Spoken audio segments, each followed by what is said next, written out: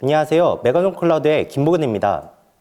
오늘 발표할 내용은 AI 에이전트 시대 코딩 도구를 넘어 팀의 동료가 된 AI입니다.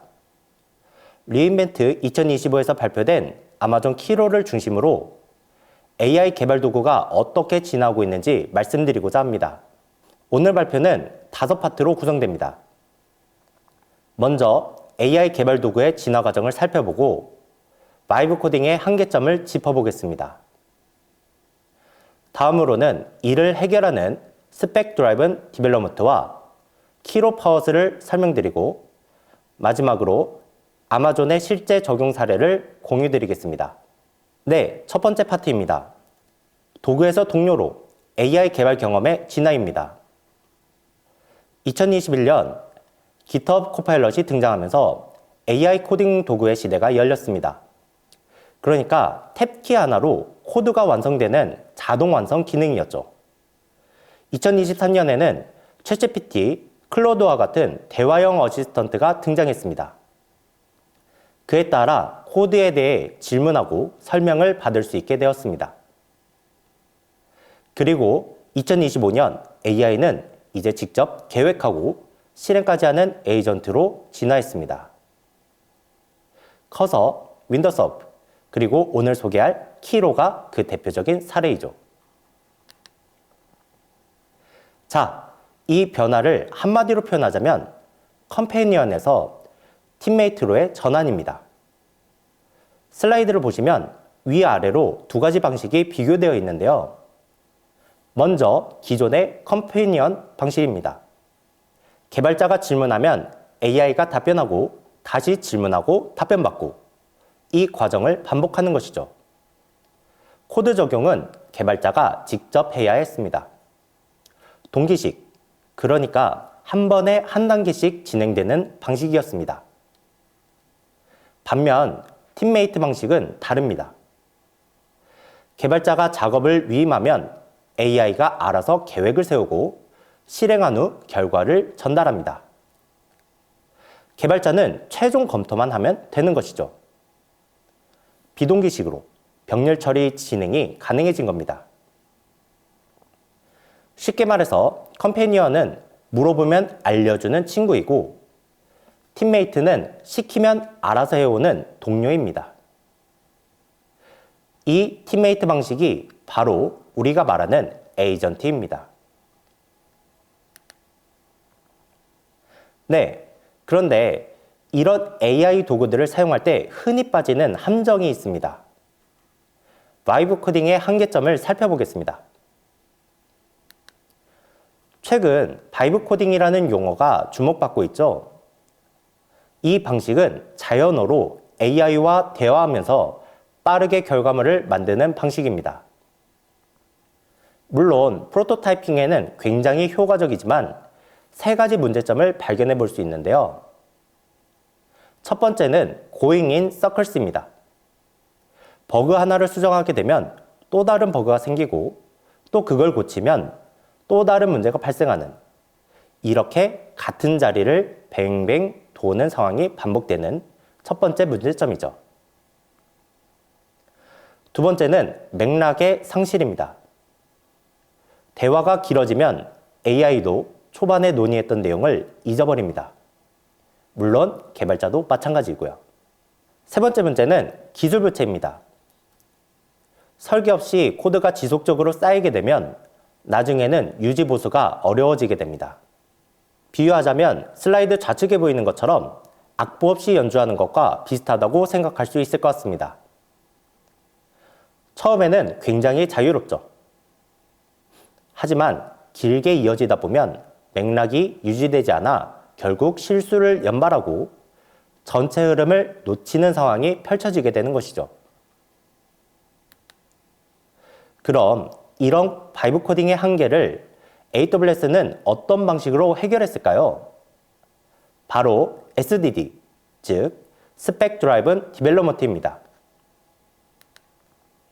슬라이드를 보시면 왼쪽 바이브 코딩과 오른쪽 SDD가 비교되어 있는데요. 이미지로 비유하자면 바이브 코딩은 버스킹입니다. 악보 없이 느낌대로 가는 연주이죠. 자유롭고 빠르게 시작할 수 있지만 혼자만의 연주입니다. 반면 에이전틱 코딩은 합주 공연입니다.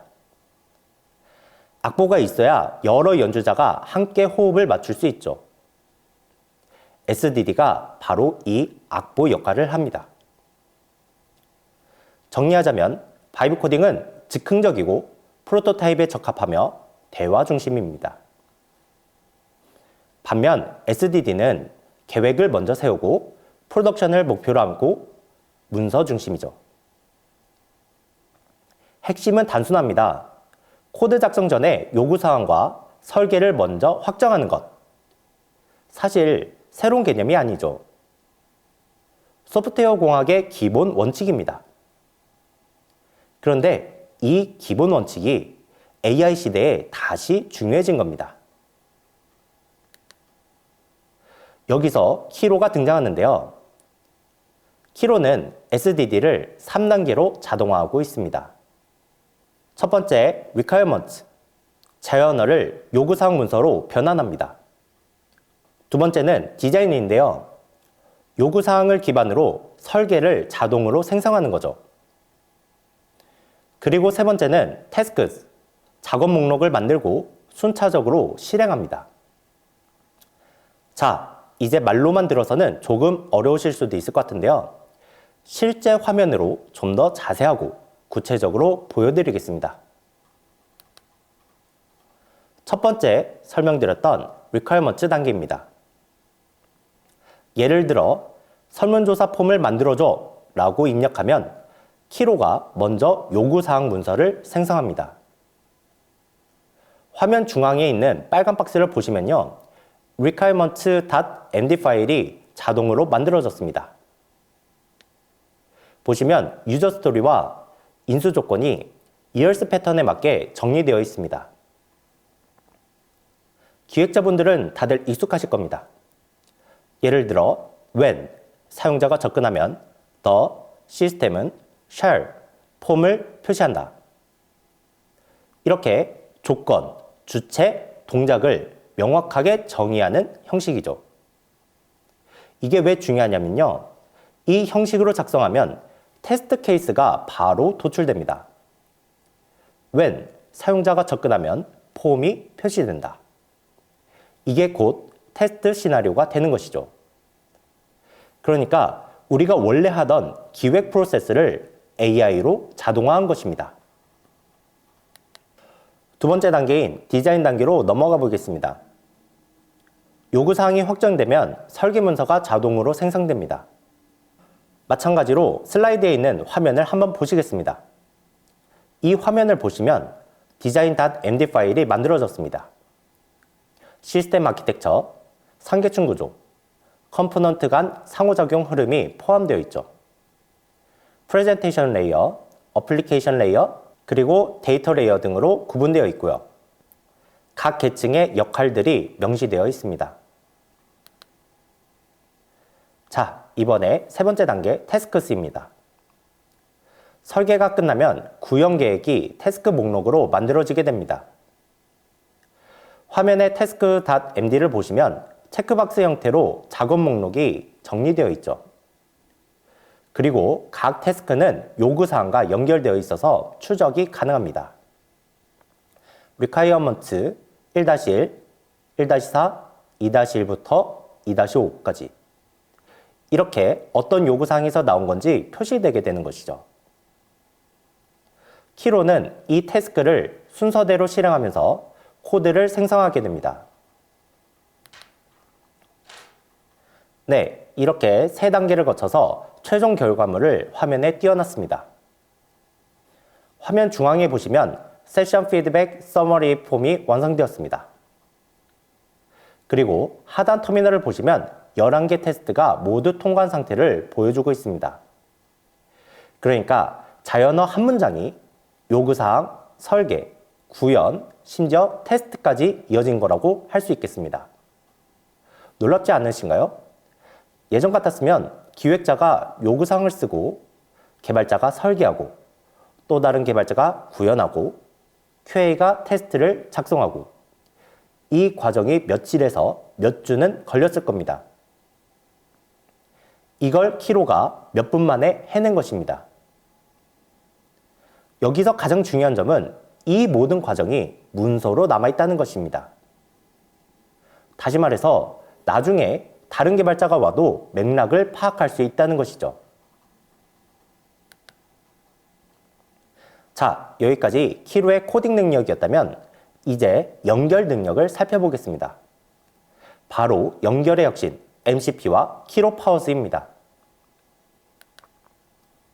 AI 에이전트가 실제로 작업을 하려면 외부 도구와 연결이 돼야 되겠죠? 예를 들어 AWS 리소스를 확인하고 GitHub에서 코드를 가져오고 슬랙으로 알림을 보내는 등의 과정이 필요할 수 있습니다.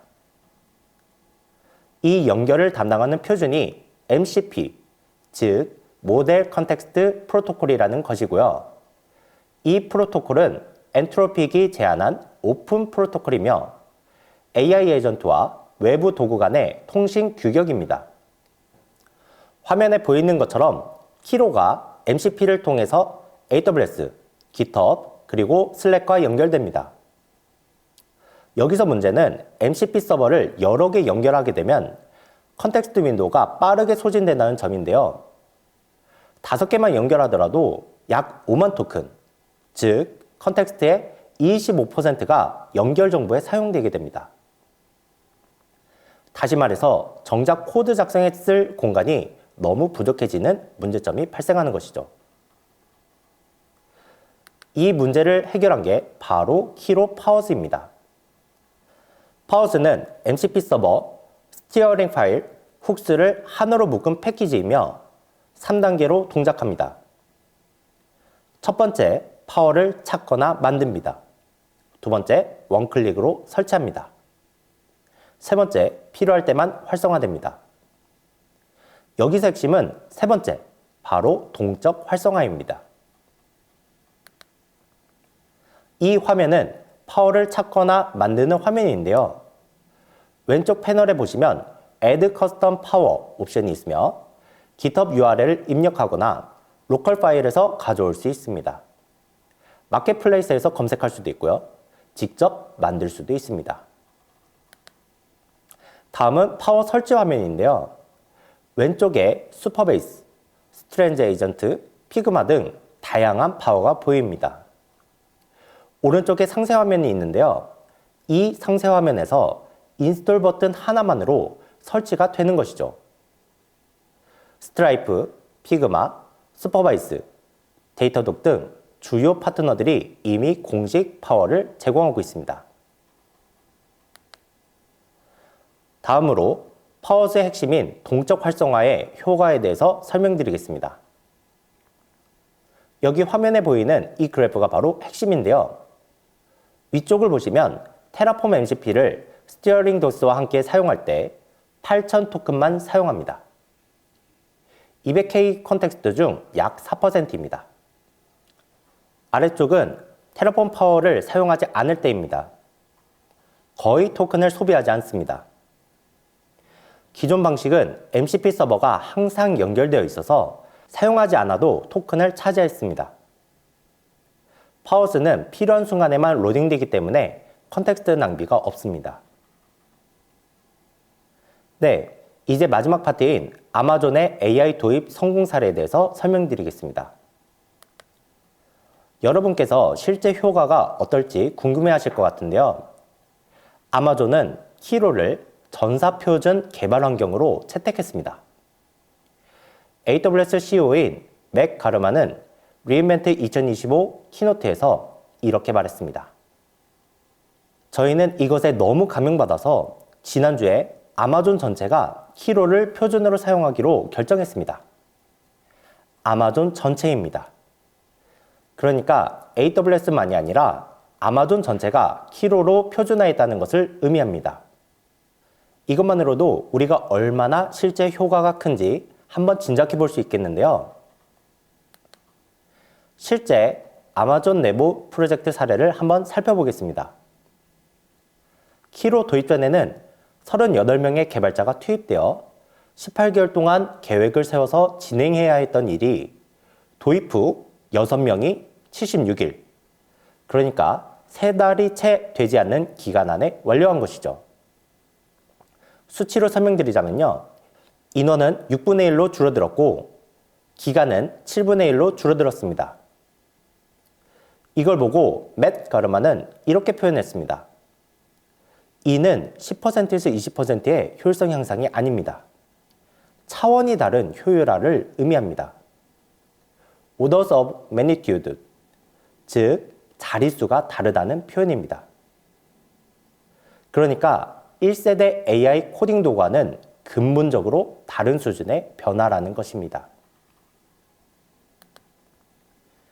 네, 지금까지 이렇게 SDD 방법론과 키로에 대해서 설명드렸는데요. 다시 한번 오늘 발표를 정리해드리겠습니다. 첫째, AI 개발 도구는 자동 완성에서 어시스턴트를 거쳐 에이전트로 진화했습니다. 이제 AI는 단순한 도구가 아니라 팀의 동료입니다. 둘째, 바이브 코딩의 한계를 극복하기 위해 스펙 드라이븐 디벨롭먼트가 필요합니다. 즉흥 연주가 아니라 악보가 있는 연주인 것이죠. 셋째, 키로는 SDD를 자동화하고 퍼즐로 효율적인 도구 연결을 제공합니다. 요구사항부터 테스트까지 문서화된 개발이 가능해집니다. 넷째, 아마존은 이미 이를 전사표준으로 채택하여 검증했습니다. 38명 18개월이 6명 76일로 차원이 다른 효율화를 보여줬죠. 오늘 발표가 여러분의 AI 도구 활용에 새로운 관점을 드렸길 바랍니다. 키로는 현재 무료 티어도 제공하고 있으며 kiro.dev에서 바로 시작해 볼 수 있습니다. 관심이 있으신 분들은 꼭 직접 체험해 보시길 권장드립니다. 네, 지금까지 팀의 동료가 된 AI 세션을 발표한 메가존 클라우드 김보근이었습니다. 경청해 주셔서 감사합니다.